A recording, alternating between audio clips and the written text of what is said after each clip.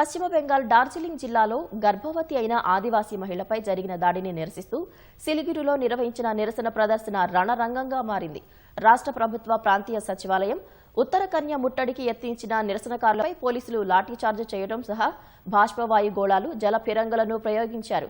ఈ ఘర్షణల్లో పలువురు నిరసనకారులు గాయపడగా పలువురిని పోలీసులు అదుపులోకి తీసుకున్నారు.